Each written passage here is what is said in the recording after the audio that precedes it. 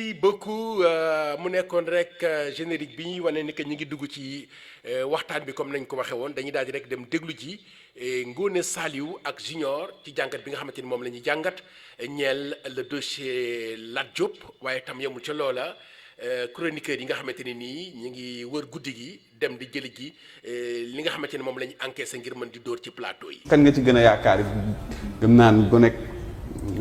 kii wi lay wax de njaga ñaaw bi parce que dëkk bi tamit ñun fi lañ dëkk Sénégal fii lañ juddoo le problème nag mooy que ne dafa am des gens yoo xam ne man dama naan ils ont la mémoire courte parce que li Amadou Ba doon rappeler démb rek man loolu laay kii c'est-à-dire ay anciens casseurs ay ñoo xam ne ñoo nekkoon tey ci réew mi di def di buum mi ñooy taxaw tey jii nii di la gëmloo naan la non réew mi mais attends on est incroyable Serigne dans ce pays man des fois damay toog di xalaat quoi démb boo gisee benn Fou Malade wala yooyu di wax ne oui on va protéger des casseurs des tout ça mais Fou Malade je suis désolé mais ñaata yoon la am condamnation yoo xam ne nii pour ay coups blessure volontaire rappeur bi ñuy wax Bamar Ndoye Gaston yi dañ koy fàttali mais Fou Malade dafa dem këram agressé ko gaañ ko ba pare boole ci ñu ne dafa sàcc ay yëf ñu condamné ko pour coups et blessure volontaire ba pare pour vol et destruction de biens appartenant à autrui mu amaat problème boo xam ne bu ni mel ay agression boo xam ne daf ko def ci yeneen rappeur koo xam ne qui a été toujours condamné pour violence kooku est-ce que kon war nañ ko mën a may moo xam nga yaa ngi wax loolu man gis naa ci kenn koo xam ne moom fu mu ne nii loi d'amnistie bi boobu ba tey saa bu kenn waxee moom mu toog ci plateau télé di wax te kooku ci boppam moom mi ngi menacé Mouhamed Dieng xaw ma ndax turam xam ngeen ko. bu exhibit bi amoon problème ak Lat Diop. di ko menacé di ko def extorsion de fonds di yónni ay nervi këram pour di ko contraindre pour mu jox ko xaalis. dem na seet Lat Diop daa ko bu bëgg toog ci plateau télé yi xam nga ñoom seen problème. li leen di metti dañ ko bëgg ja teg ko état alors que loolu du état ñoom ci seen bopp la. il faut ñoom ñu yaru.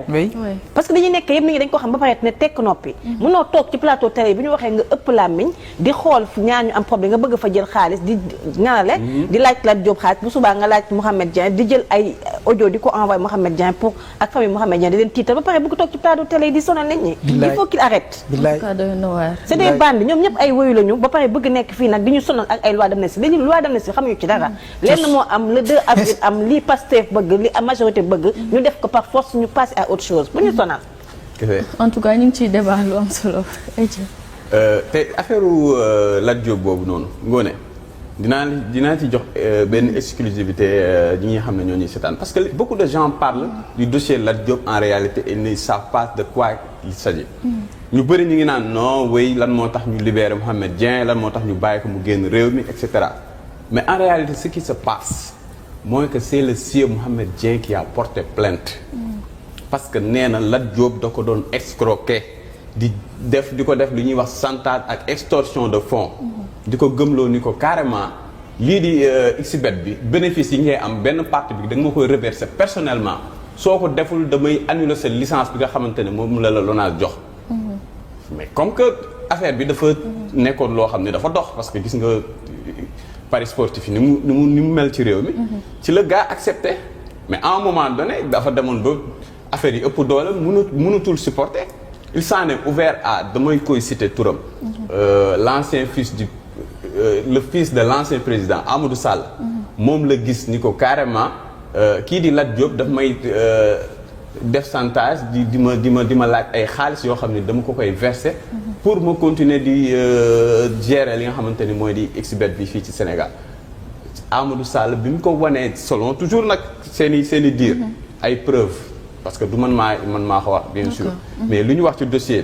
bi ñu ne Amadou Sall si la ko waxee kii di bàyyam di Macky Sall xamal ko ne Lat Diop mi ngi nekk di def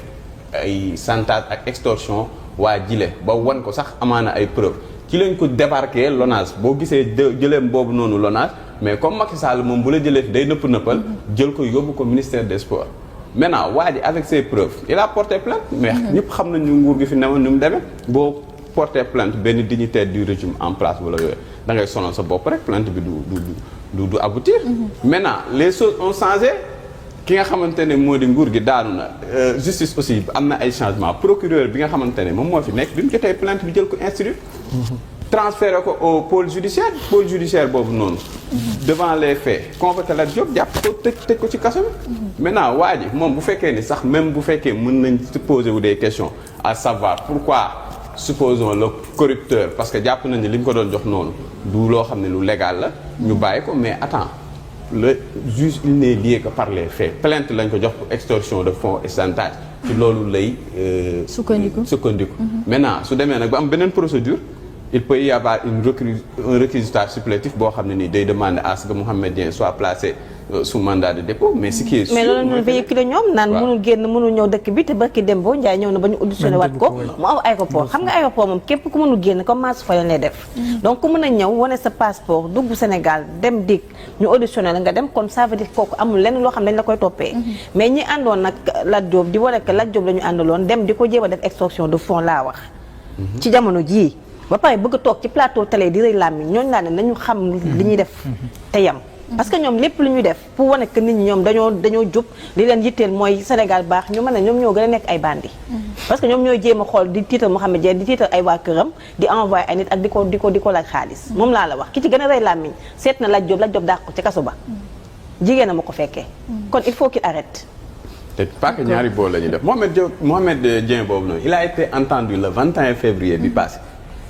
ñëw na au niveau du pôle judiciaire financier répondre le juge d'instruction mu entendre ko sur le dossier bu paree effectivement évidemment mën na am ay activités mais procédure bi